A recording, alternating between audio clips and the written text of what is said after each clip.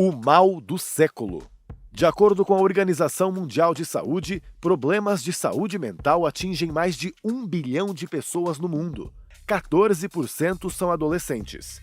Aliás, 75% dos transtornos começam antes dos 24 anos de idade. Justamente a fase de vida em que se espera mais energia e disposição. Um desafio para as empresas, que perdem em produtividade. Isso quando não perdem os talentos. Será que o ESG, com o propósito de impacto positivo, pode impulsionar programas de saúde mental? Vamos saber com o pesquisador e escritor Dante Galian. Quer dizer, pensar que a liderança ela tem que estar atenta não só para o impacto que a situação de trabalho cria no ambiente externo, mas também, principalmente, no ambiente interno. Então, quer dizer, acho que o grande desafio a partir de agora é pensar esse conceito ampliado de sustentabilidade e pensar a governança num aspecto de estar comprometida com essa sustentabilidade interna. E com a gerente de recursos humanos da Nestlé, Márcia Bertolini. Eu acho que a pandemia escancarou a situação e tornou evidente a necessidade da gente se preparar para, primeiro, identificar os sintomas, né, de quem precisa de ajuda, porque às vezes a pessoa que precisa de ajuda, ela não reconhece isso, ela demora um pouco, né, nas empresas a gente teve que assumir o problema de frente, trazer a liderança, falar sobre tema que antes era um tabu, por mais que a gente sabia que ali parte dos afastamentos, alguns eram por questões, né, psíquicas, isso não era falado. A Maria Barreto, da Zen Club, vem contar como surgiu o negócio que oferece serviços de saúde mental para empresas. Começa por educação. O preconceito acontece porque as pessoas não conhecem. Então, as empresas também não sabem o que fazer. Então, como é que eu consigo aumentar a conscientização? Como é que eu consigo educar as pessoas? Buscar o líder, né, para poder engajar, né, e fomentar o programa. E esse episódio de Foco ESG tem participação do Pacto Global da ONU, que vai contar sobre o primeiro Programa Mundial de Saúde Mental. Tratar do tema saúde mental é um processo, e é um processo construído diariamente, com cada colaborador, com cada liderança, com cada uma das empresas. E o que eu posso te compartilhar, enfim, com todos vocês é que eu acredito no poder da mobilização, né? Então, de todos e todas, a gente no Movimento Mente em Foco fala que cuidar da saúde mental é uma responsabilidade de todos e todas, e é mesmo. Não é uma responsabilidade só da área, como a gente estava tratando aqui do ESG, da área de sustentabilidade, ou da área de responsabilidade social empresarial, ou mesmo da área de RH com o time de saúde e segurança ocupacional.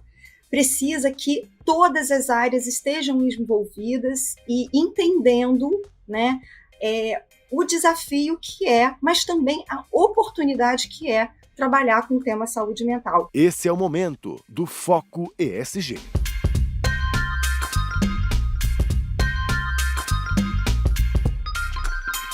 Oi, que legal que você está se importando com o nosso futuro, do nosso planeta, e obrigado por ter escolhido a gente como a sua fonte de informação para esse tema. Já estão aqui para conversar com a gente os nossos convidados. Maria, bem-vinda. Obrigada, Pablo. Obrigada, é um prazer estar aqui hoje. Que bom que você veio para compartilhar conhecimento com a gente, assim como a Márcia, bem-vinda. Obrigada pelo convite, um prazer estar aqui com vocês. Obrigado você, Márcia. E Dante também, bem-vindo. Muito obrigado, um prazer estar aqui com vocês, batendo esse papo que com certeza vai ser muito rico. E também temos a participação com chancela do Pacto Global, a Flávia está aqui conectada com a gente, bem-vinda. Obrigada, que alegria estar aqui com vocês. Vamos falar desse tema importante aí então, né, Flávia, com os nossos convidados. A gente sempre começa situando quem nos acompanha para que você também entenda o problema e busque com a gente, né, discuta soluções. Vamos começar falando então de quando que a gente se deu conta de que a saúde mental seria esse problema do século, Dante? Então, eu acho que esse é um problema que não é de ontem. ele já vem de um certo tempo, historicamente falando, ele está muito associado ao desenvolvimento das novas tecnologias, do incremento da produção, da penetração da vida do trabalho na vida das pessoas. Mas eu acho que a pandemia teve um efeito assim muito revelador de um problema que já existia e que se tornou patente, evidente para todo mundo. Eu costumo dizer que depois da pandemia do Covid-19, a pandemia dos transtornos psíquicos se tornou a questão do momento. Quer dizer, é o problema de saúde mais sério que a gente tem que enfrentar hoje. Certo. Flávia, inclusive as organizações mundiais, né, assim como a ONU, a própria OMS, que trabalharam muito durante a pandemia, né, também consideram que ela acabou agravando esse problema. Como é que vocês veem? Sim, a gente tem registros de que discutir saúde mental, em especial em ambiente corporativo, como o Dante trouxe, não é recente, a gente já discute isso pelo menos desde a década de 90. Tá?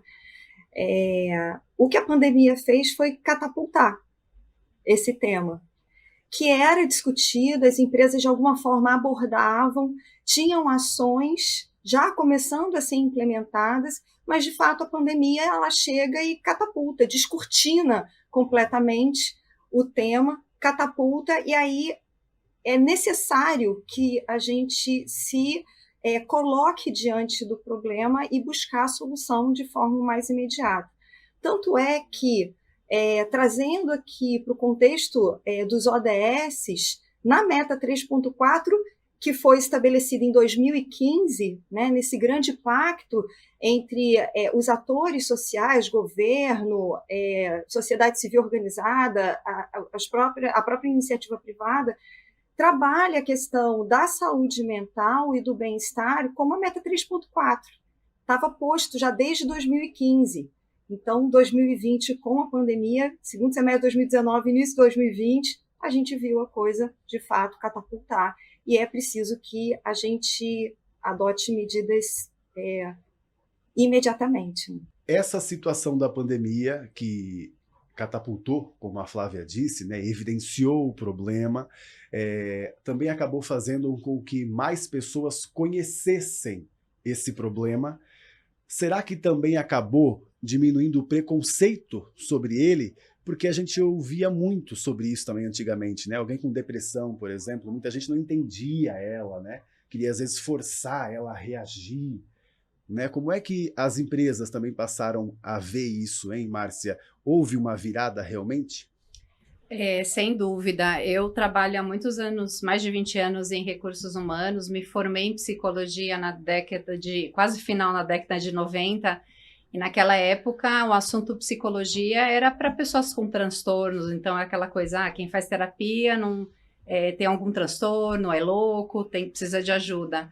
E felizmente isso já veio melhorando ao longo dos anos, e como a Flávia falou, acho que a pandemia escancarou a situação e tornou evidente a necessidade da gente se preparar para primeiro identificar os sintomas, né, de quem precisa de ajuda, porque às vezes a pessoa que precisa de ajuda, ela não reconhece isso, ela demora um pouco, né, nas empresas a gente teve que assumir o problema de frente, trazer a liderança, falar sobre tema que antes era um tabu, por mais que a gente sabia que ali parte dos afastamentos, alguns eram por questões, né, psíquicas, isso não era falado, né, e a gente tinha programas que era o mês de prevenção do suicídio, era um momento que a gente falava, né, e a gente precisou falar isso a todo momento, e a gente precisou mudar, inclusive, os nossos programas de desenvolvimento de líderes, que a gente falava de como delegar, como dar feedback, como dar coach. Não, a gente passou a falar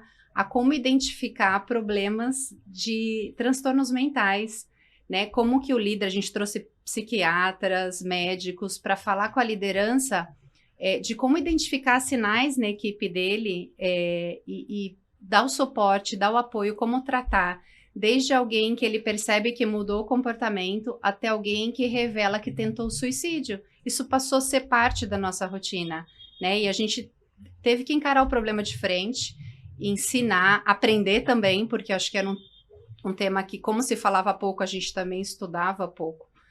E fazer programas para que as pessoas sentissem coragem de pedir ajuda, né? E eu acho que sem isso a gente não consegue encarar esse segundo momento pós-pandemia, principalmente com as mudanças da forma de trabalho, né? Na Nestlé a gente tem as pessoas que estão na operação e vendas que continuaram a trabalhar normalmente na pandemia e tinham o medo de sair para trabalhar, e as pessoas que do dia para a noite foram para o confinamento e passaram a trabalhar em casa. E a casa se tornou o trabalho e vice-versa. E a casa e a dinâmica familiar mudou completamente, e que estavam, às vezes, ali com problemas, ao mesmo tempo que elas estavam no vídeo, numa reunião, e o líder tinha que ter essa sensibilidade de entender, né, quem estava precisando de ajuda, como direcionar e como ajudar. Então, Certo. sem dúvida, a gente teve que mudar um pouco a forma de encarar a questão.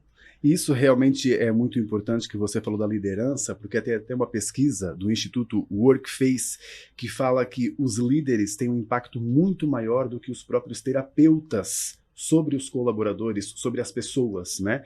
Nessa pesquisa com 3.000 pessoas, 69% disseram que os líderes acabam influenciando mais, né, na mentalidade, né, na situação deles. Começou com empresas que tinham um problema ou outro de saúde mental, para programas de saúde mental, e hoje tem até consultoria disso, empresa trabalhando dentro de outra empresa como a sua, né, Maria? Conta pra gente esse trajeto aí. Então, acho que o RH começou a entender que saúde mental é um problema, vendo um índice de afastamentos muito grande. Depois se evoluiu para uma redução de produtividade, um aumento de rotatividade, uma redução de presenteísmo, aumento de absenteísmo. E agora eu acho um custo absurdo com o plano de saúde, que também é diretamente relacionado com o adoecimento da população. E ninguém sabe o caminho.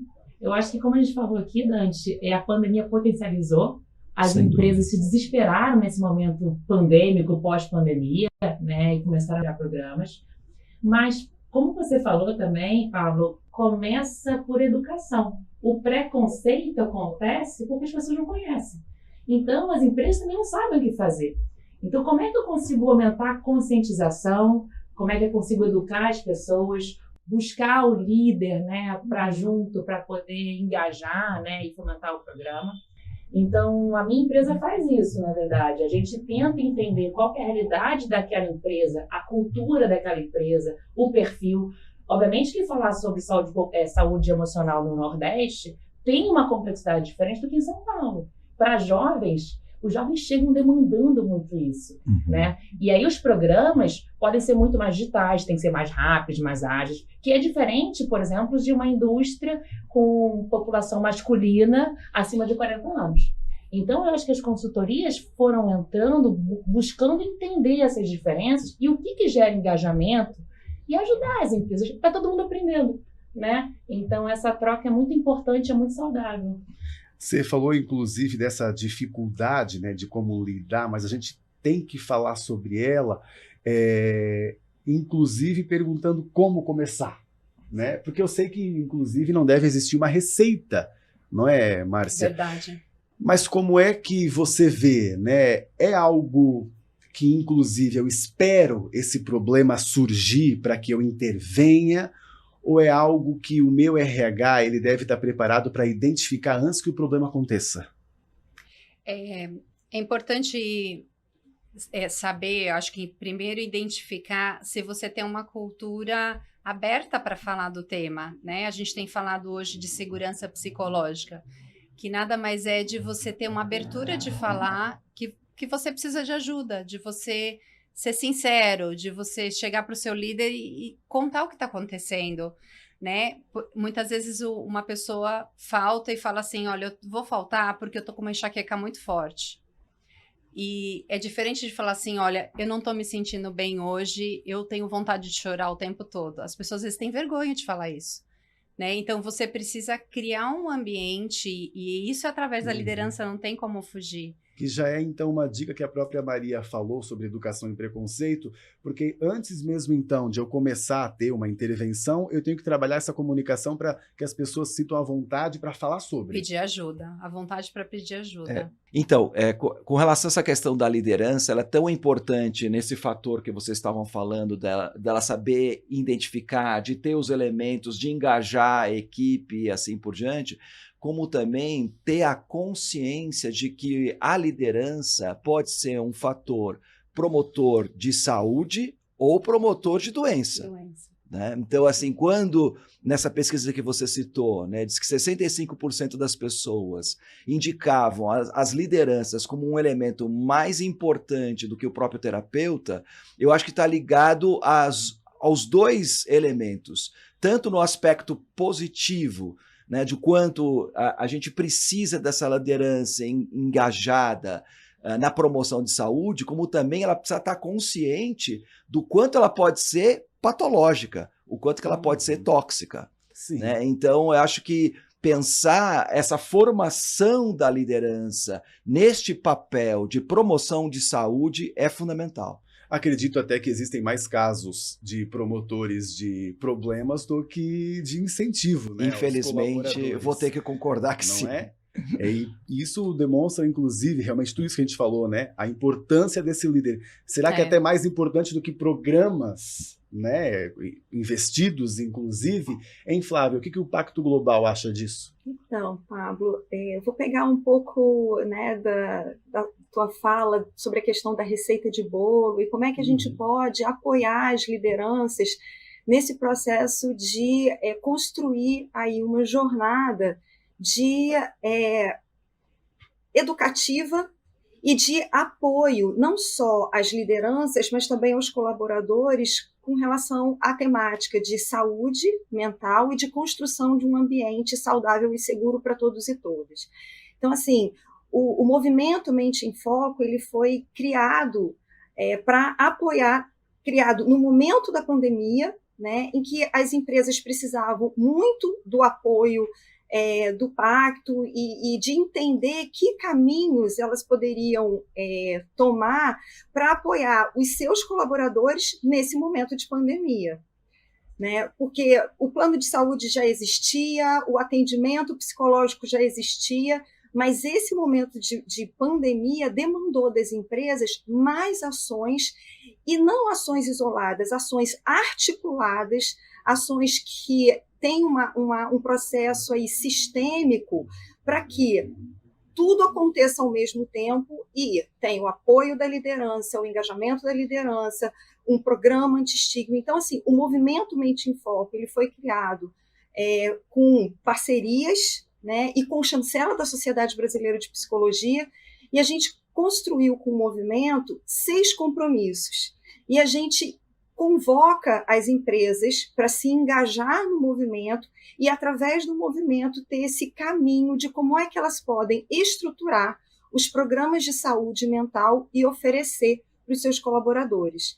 Então, sem me estender muito mais, mas dizer que essa receita de bolo, apesar de não existir, esses 6 compromissos ajudam a dar esse norte e olhando lá para 2030, trazendo para a meta dos ODS, a gente busca chegar em 2030 promovendo saúde mental e bem-estar para toda a sociedade, mas no âmbito do Pacto Global em ambiente corporativo. Então, o que a gente trabalha aqui enquanto os 6 compromissos são oferecer um primeiro acolhimento para esse colaborador, um canal claro que ele pode buscar, em que ele vai ser acolhido, ele vai receber o seu primeiro atendimento e vai ser acolhido na situação em que ele se encontra. Às vezes ele está com ansiedade por algum motivo, ele não quer falar com um colega, ele não quer falar com um líder, mas se ele sabe que a empresa oferece esse canal, ele vai até o canal, porque ele tem todo um processo de sigilo, de protocolo de atendimento. Depois, a empresa oferecer manejo de crise. Então, esse é o segundo compromisso do movimento. Né? Entendeu que o colaborador precisa de um atendimento clínico recorrente, né? Então, ela oferece o manejo de crise. Depois, a gente trabalha a avaliação permanente. avaliação permanente desse ambiente corporativo. Eu preciso entender quais são os riscos psicossociais que o ambiente corporativo ele pode gerar, porque diante desses dados, de entender quais são esses riscos, eu posso melhor planejar as ações que a empresa precisa adotar, implementar no seu ambiente, para fazer dele esse ambiente seguro e saudável, para que os seus colaboradores se sintam confortáveis para buscar ajuda. Depois é capacitar as lideranças, como já, né, foi amplamente trazido aqui. É importante que, primeiro, eu costumo dizer que essa liderança ela seja sensibilizada e capacitada, mas ela também seja acolhida, porque antes de ser um líder, ele é um colaborador, e ele sofre pressão de todos os lados. Então, é importante, sim, capacitar esse colaborador, esse líder, para que ele consiga, ele não vai se transformar num mega especialista em saúde mental, mas ele vai ter a sensibilidade de, estando próximo da sua equipe, entender quando um colaborador que convive com ele todos os dias, 8 horas por dia, não está bem. E aí ele pode buscar ajuda, ele pode abrir ali um canal de escuta para esse colaborador. É importante que esse líder se perceba um agente de transformação ali no grupo que ele lidera, um agente de transformação e de promoção da saúde mental do seu time. Depois é criar um ambiente anti-estigma, e ambiente anti-estigma, nada mais a gente está falando de criar um ambiente sem preconceito, né?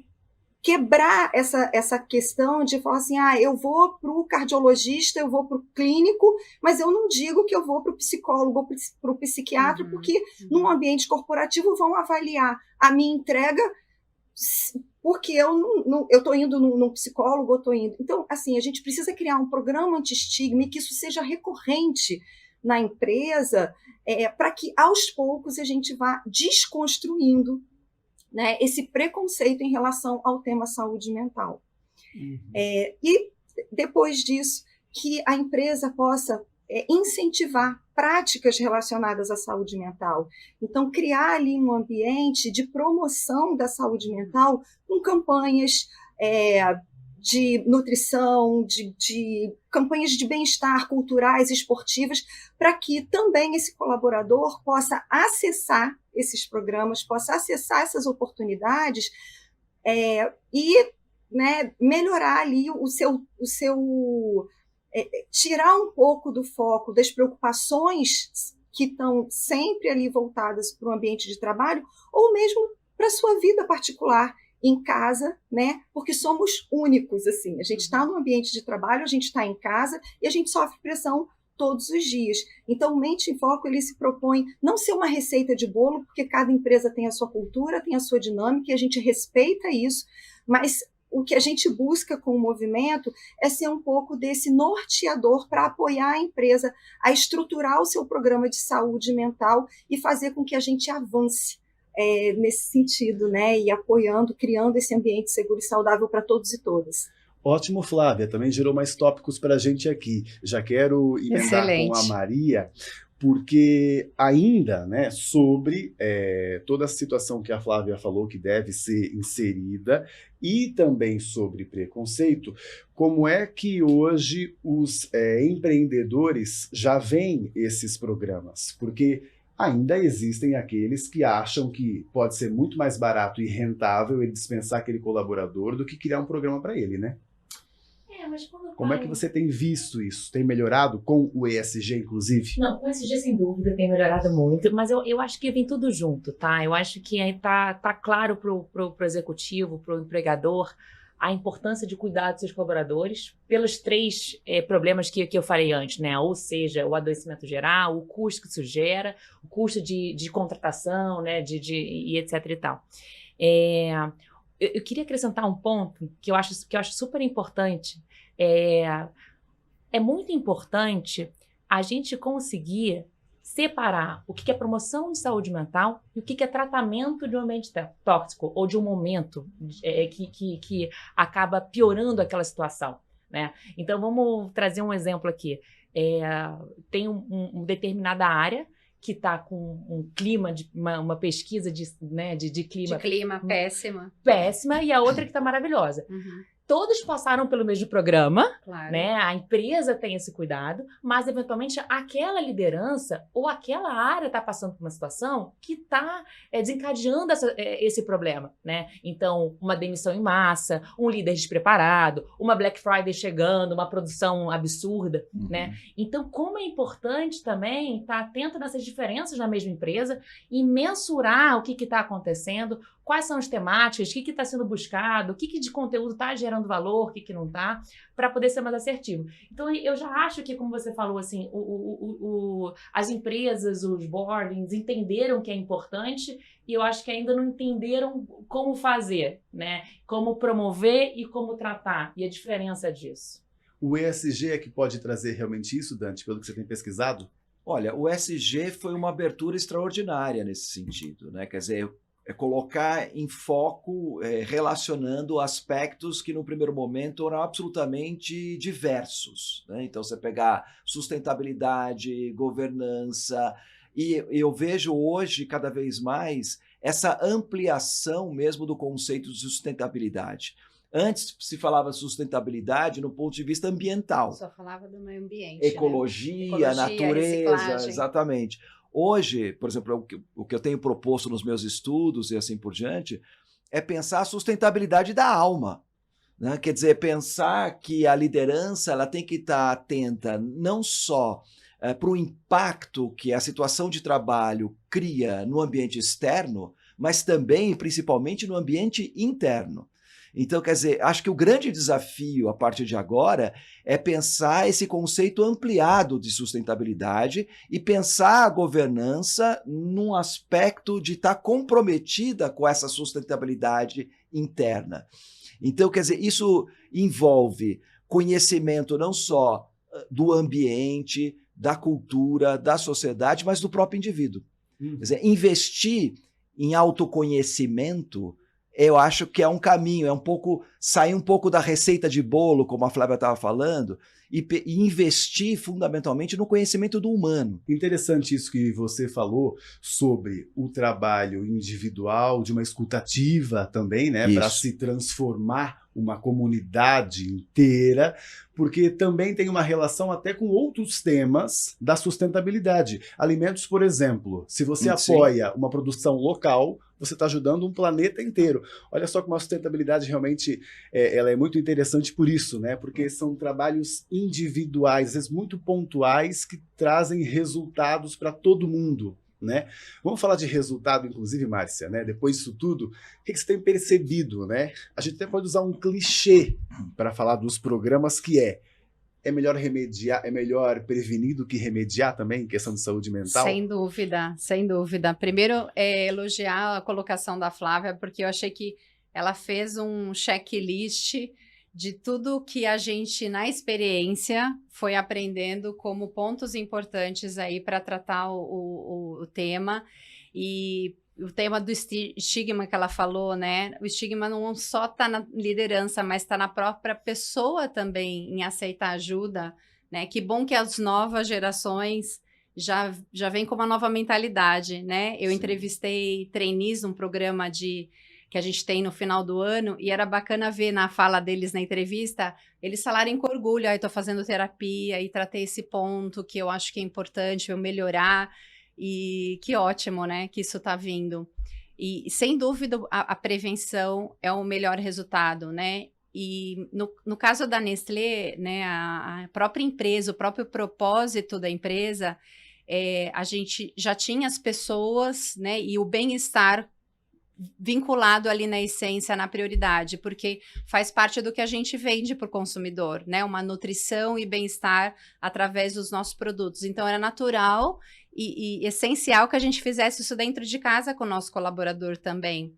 O nosso maior desafio é fazer com que eles se engajassem nesses programas. Então, por exemplo, a Flávia citou ali um canal de acolhimento. Há muitos anos a gente tem o PEAC, que é o Programa Especializado de Apoio a Colaborador, onde ele liga com anonimato garantido e tem o apoio ali de assistentes sociais, psicólogos, apoio jurídico, financeiro para quem está com problema dessa natureza. Agora a gente também tem um canal para violência doméstica. Esse canal sempre esteve disponível, tem lá o telefone em todos os banheiros disponíveis, mas as pessoas pouco usavam. Na pandemia, esse canal teve um papel ativo, porque eles ligavam para a casa das pessoas que pegavam Covid, para saber como eles estavam, se eles precisavam de ajuda, pelo menos um dia sim, um dia não, eles recebiam uma ligação. E depois, pós-pandemia, as pessoas ligavam para pedir ajuda, havia um encaminhamento para o psicólogo, mas muitas vezes as pessoas paravam ali e não iam. E a gente teve que expandir esse canal, e agora a gente tem psicólogos que já no primeiro contato fala assim, olha, eu quero falar com você de novo amanhã. E ali eles já começam um processo de telepsicoterapia gratuito dentro do mesmo canal. Então, nosso desafio era fazer com que os colaboradores usassem isso que já estava disponível. E como a gente fala de pessoas de relações humanas, é um trabalho de acompanhamento, não tem uma meta, né, lá no final. De forma nenhuma. É do dia a dia para sempre, né? O foco tem que sair um pouco do resultado e ir para as pessoas. Exatamente. Porque são as pessoas que produzem e apresentam os resultados, né? Eu acho que o grande desafio dentro dessa pauta ESG é justamente tirar um pouco o foco do resultado, trazer para as pessoas, porque se você fica muito focado no resultado, o resultado é o adoecimento, né? Porque isso não é próprio do humano. Né? Quer dizer, as pessoas não existem, não vivem para apresentar resultados. As pessoas trabalham, as pessoas se relacionam, e a partir desse trabalho, desse relacionamento, é que elas produzem, elas entreguem. E é uma consequência, né? As pessoas Exatamente. estão bem, estão felizes, se sentem bem, elas vão produzir mais por consequência. Diante de tudo isso, e atualmente com o ESG, como a gente tem conversado, será que até a ONU acredita que esse problema do século ele pode ser menor a partir de agora, hein, Flávia? Ou estamos muito esperançosos? Olha, eu penso que é da natureza humana ter esperança, né? E a gente coloca muita fé no movimento, acho que de todas as organizações, mas falando aqui em nome do Movimento Mente em Foco, esse é o nosso objetivo, assim, da gente olhar para 2030 e ver uma perspectiva, um cenário diferente do que a gente encontrou em 2020, do que a gente tem em 2023. Então, é uma construção, é uma jornada. Tratar do tema saúde mental é um processo, e é um processo construído diariamente, com cada colaborador, com cada liderança, com cada uma das empresas. E o que eu posso te compartilhar, enfim, com todos vocês, é que eu acredito no poder da mobilização, né? Então, de todos e todas, a gente no Movimento Mente em Foco fala que cuidar da saúde mental é uma responsabilidade de todos e todas, e é mesmo. Não é uma responsabilidade só da área, como a gente estava tratando aqui do ESG, da área de sustentabilidade, ou da área de responsabilidade social empresarial, ou mesmo da área de RH, com o time de saúde e segurança ocupacional. Precisa que todas as áreas estejam envolvidas e entendendo, né, o desafio que é, mas também a oportunidade que é trabalhar com o tema saúde mental. E aí eu acredito que juntos a gente vai transformar, assim, ter mais consciência, né? Reduzir o preconceito com relação ao tema, buscar ajuda e transformar os ambientes corporativos, mas a sociedade como um todo, para que a gente tenha, em 2030, sim, uma sociedade mais saudável e uma perspectiva de mundo sustentável, num cenário muito melhor do que o que a gente está vivendo hoje. Estamos trabalhando para isso. Agradeço muito a todos vocês por esse conteúdo rico que a gente fez. Eu acho que acaba, assim, inspirando quem nos ouve, né? Tanto um colaborador quanto um empresário, né? Eu acho que todo mundo se identificou com uma história ou outra que vocês contaram aqui pra gente. Obrigado, Maria. Obrigada, foi um prazer. Aprendi um monte com vocês, eu que agradeço.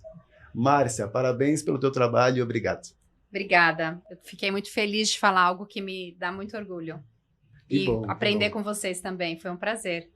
Obrigado por esse conhecimento compartilhado. A você também, Dante. Obrigado, Pablo. Obrigado, meninas. Foram muito legal estar aqui com vocês, compartilhando, aprendendo. E como dizia o Tolstói, esse autor que eu citei, a felicidade só é completa quando ela pode ser compartilhada. Perfeito. Legal. Flávia, muito obrigado pelo teu tempo também e o teu conhecimento.